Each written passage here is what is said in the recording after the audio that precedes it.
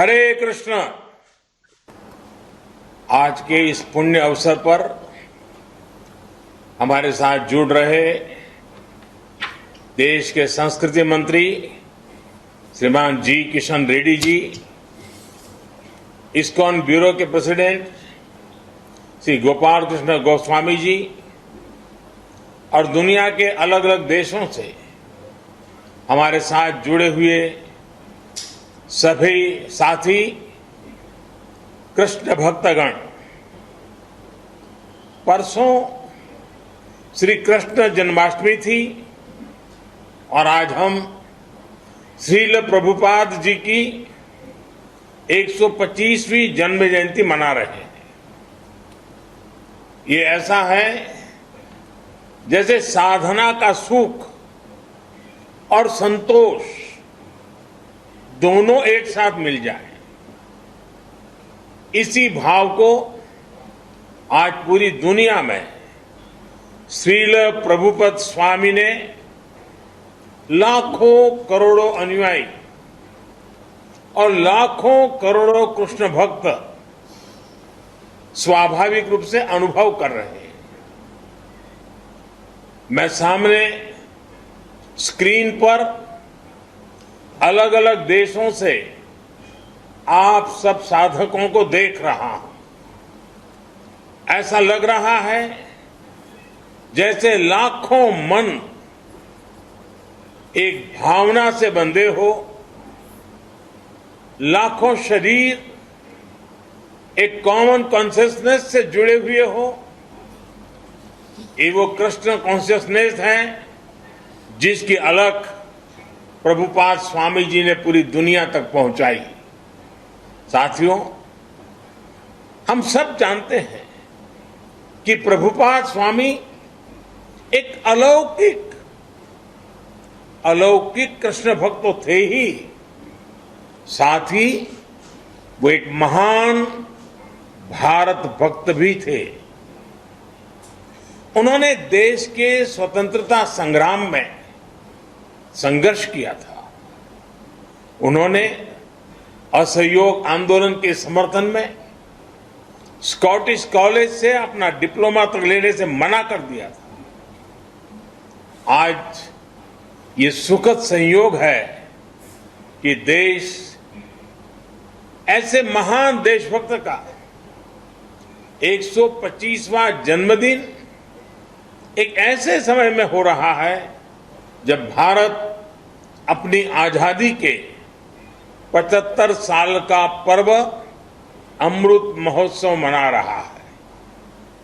श्रील प्रभुपाद स्वामी हमेशा कहते थे कि वो दुनिया के देशों में इसलिए भ्रमण कर रहे हैं क्योंकि वो भारत की सबसे अमूल्य निधि दुनिया को देना चाहते हैं।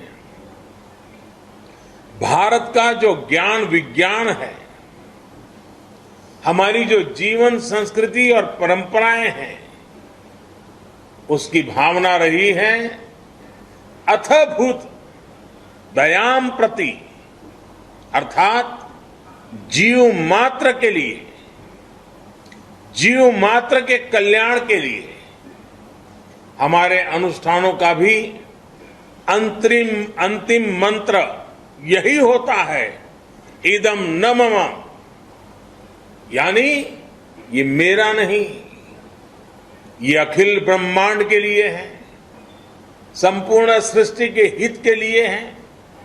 और इसलिए स्वामी जी के पूज्य गुरु जी श्री भक्ति सिद्धांत सरस्वती जी ने उनके अंदर वो क्षमता देखी, उन्हें निर्देश दिया कि वे भारत के चिंतन और दर्शन को दुनिया तक ले जाएं।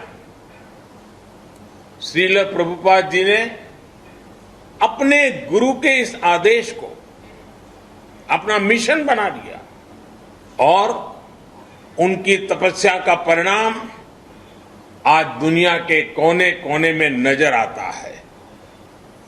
अमृत महोत्सव में भारत ने भी सबका साथ, सबका विकास और सबका विश्वास के मंत्र के साथ ऐसे ही संकल्पों को अपनी आगे की यात्रा का आधार बनाया है। हमारे इन संकल्पों के केंद्र में, हमारे इन लक्ष्यों के मूल में भी वैश्विक कल्याण की ही भावना है और आप सभी इसके साक्षी हैं कि इन संकल्पों की पूर्ति के लिए सबका प्रयास कितना आवश्यक है। आप कल्पना कर सकते हैं, अगर प्रभुपाद जी ने अकेले विश्व को इतना कुछ दिया है, तो जब हम सब उनके आशीर्वाद से एक साथ प्रयास करेंगे तो कैसे परिणाम आएंगे। हम जरूर मानवीय चेतना के उस शिखर तक पहुंचेंगे जहां से हम विश्व में और बड़ी भूमिका निभा सके, प्रेम के संदेश को जन जन तक पहुंचा सके। साथियों, मानवता के हित में भारत दुनिया को कितना कुछ दे सकता है,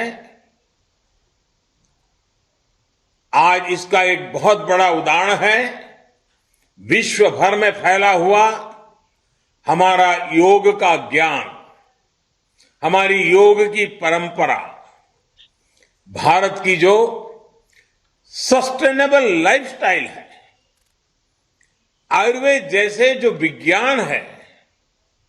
हमारा संकल्प है कि इसका लाभ पूरी दुनिया को मिले।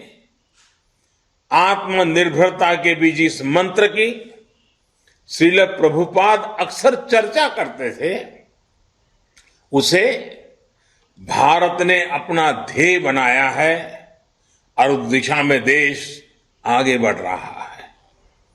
मैं कई बार जब आत्मनिर्भर भारत और मेक इन इंडिया के लक्ष्यों की बात करता हूं, तो मैं अपने अधिकारियों को, बिजनेसमैन को इस्कॉन के हरे कृष्ण मूवमेंट की सफलता का उदाहरण देता हूं।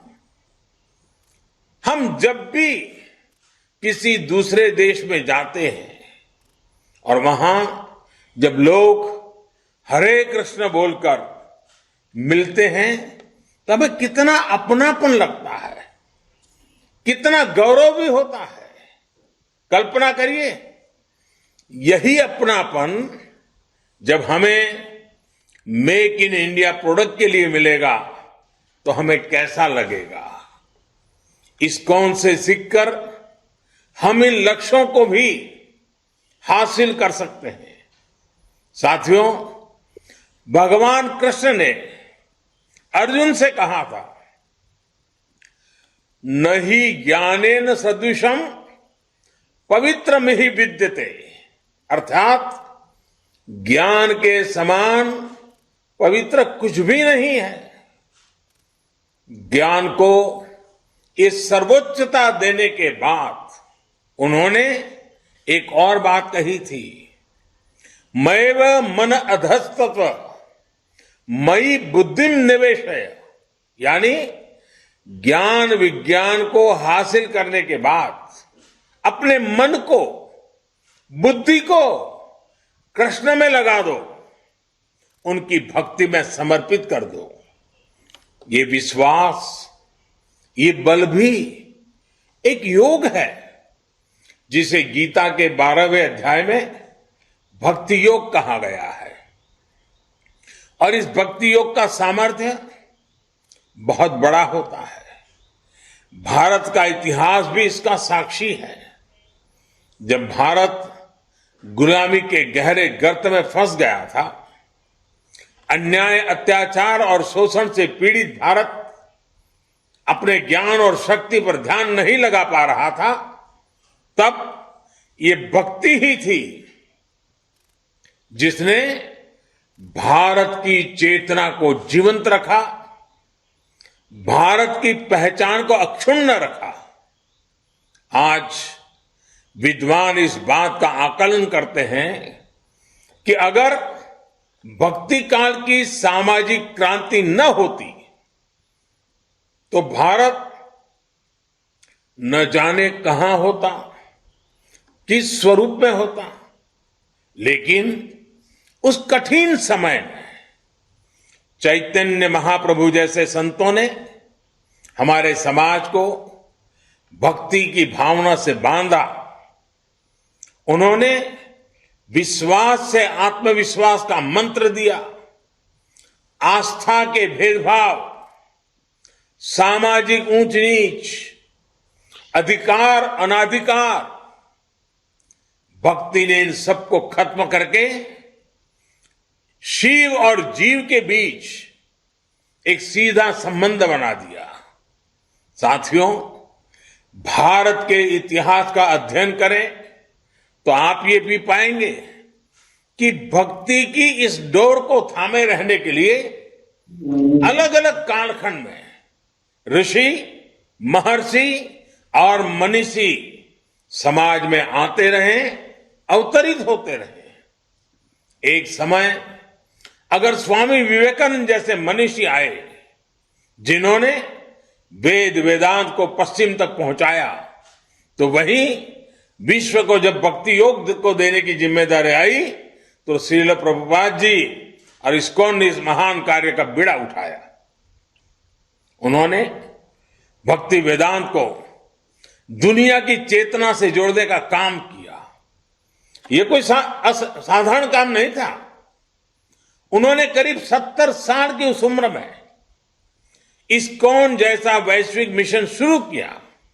जब लोग अपने जीवन का दायरा और सक्रियता कम करने लगते हैं, यह हमारे समाज के लिए और हर व्यक्ति के लिए एक बड़ी प्रेरणा है। कई बार हम देखते हैं, लोग कहने लगते हैं कि उम्र हो गई, नहीं तो बहुत कुछ करते, या फिर अभी तो सही उम्र नहीं है ये सब काम करने की। लेकिन प्रभुपाद स्वामी अपने बचपन से लेकर के पूरे जीवन तक अपने संकल्पों के लिए सक्रिय रहे। प्रभुपाद जी समुद्री जहाज से जब अमेरिका गए तो वो लगभग खाली जेब थे। उनके पास केवल गीता और श्रीमद् भागवत की पूंजी थी। रास्ते में उन्हें 2 बार हार्ट अटैक आया यात्रा के दरमियान। जब वो न्यूयॉर्क पहुंचे तो उनके पास खाने की व्यवस्था भी नहीं थी, रहने का तो ठिकाना ही नहीं था। लेकिन उसके अगले 11 सालों में दुनिया ने जो कुछ देखा, श्रद्धेय अटल जी के शब्दों में कहें तो अटल जी ने इनके विषय में कहा था, वो किसी चमत्कार से कम नहीं था। आज दुनिया के अलग अलग देशों में सैकड़ों इस्कॉन मंदिर है। कितने ही गुरुकुल भारतीय संस्कृति को जीवंत बनाए हुए हैं। इस्कॉन ने दुनिया को बताया है कि भारत के लिए आस्था का मतलब है उमंग, उत्साह और उल्लास, और मानवता पर विश्वास। आज अक्सर दुनिया के अलग अलग देशों में लोग भारतीय वेशभूषा में कीर्तन करते दिख जाते हैं।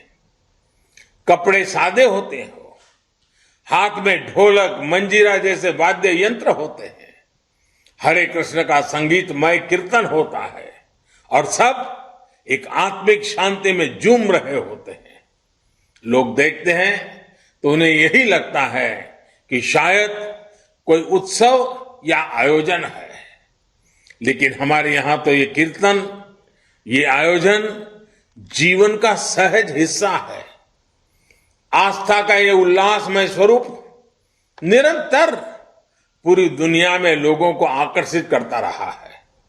ये आनंद आज स्ट्रेस से दबे विश्व को नई आशा दे रहा है। साथियों, गीता में भगवान कृष्ण का कथन है, अद्वेष्टा सर्वभूतानां मैत्रः करुण एव च निर्ममो निरहंकारः समदुख सुख शमी, अर्थात जो जीव मात्र से प्रेम करता है, उनके लिए करुणा और प्रेम रखता है, किसी से द्वेष नहीं करता, वही भगवान को प्रिय है। यही मंत्र हजारों सालों से भारत के चिंतन का आधार रहा है और इस चिंतन को सामाजिक आधार देने का काम हमारे मंदिरों ने किया है। इस्कॉन मंदिर आज इसी सेवा परंपरा के आधुनिक केंद्र बनकर उभरे हैं। मुझे याद है जब कच्छ में भूकंप आया था तो किस तरह इस्कॉन ने लोगों की सेवा के लिए आगे बढ़कर काम किया था। जब भी देश में कोई आपदा आई है, चाहे वो उत्तराखंड की त्रासदी हो या उड़ीसा और बंगाल में साइक्लोन की तबाही, इस्कॉन ने समाज का संबल बनने का काम किया है। कोरोना महामारी में भी आप करोड़ों मरीजों, उनके परिजनों और प्रवासियों के लिए लगातार भोजन और दूसरी जरूरतों की व्यवस्था करते आ रहे हैं। महामारी के अलावा भी लाखों गरीबों के भोजन और सेवा का अनवरत अभियान आपके माध्यम से चलता रहता है। जिस तरह से इस्कॉन ने कोविड मरीजों के लिए अस्पताल बनाए और अब वैक्सीन अभियान में भी सहभागिता निभा रहे हैं, उसकी भी जानकारी मुझे लगातार मिलती रहती है। मैं इस्कॉन को, इससे जुड़े सभी भक्तों को आपके इस सेवा यज्ञ के लिए बहुत बहुत शुभकामनाएं देता हूं। साथियों, आज आप सत्य, सेवा और साधना के मंत्र के साथ न केवल कृष्ण सेवा कर रहे हैं, बल्कि पूरी दुनिया में भारतीय आदर्शों और संस्कारों के ब्रांड एम्बेसडर की भी भूमिका निभा रहे हैं। भारत का शाश्वत संस्कार है सर्वे भवन्तु सुखिनः, सर्वे सन्तु निरामया। यही विचार इस्कॉन के जरिए आज आप सभी का, लाखों करोड़ों लोगों का संकल्प बन चुका है। ईश्वर के प्रति प्रेम और जीव मात्र में ईश्वर के दर्शन, यही इस संकल्प की सिद्धि का मार्ग है। यही मार्ग हमें विभूति योग अध्याय में भगवान ने बताया है। हमें विश्वास है कि वासुदेवः सर्वम का ये मंत्र हम अपने जीवन में भी उतारेंगे और मानव मात्र को भी इस एकता की अनुभूति कराएंगे। इसी भावना के साथ आप सभी का बहुत बहुत धन्यवाद। हरे कृष्ण। बहुत बहुत धन्यवाद माननीय प्रधानमंत्री जी, आपके सुवचनों के लिए हार्दिक आभार, हृदय से साधुवाद। हम माननीय प्रधानमंत्री जी, माननीय केंद्रीय संस्कृति मंत्री आदरणीय श्री गोपाल कृष्ण गोस्वामी महाराज और विश्व भर से हमारे साथ जुड़े अतिथिगण और भक्तगण का धन्यवाद करते हैं। नमस्कार।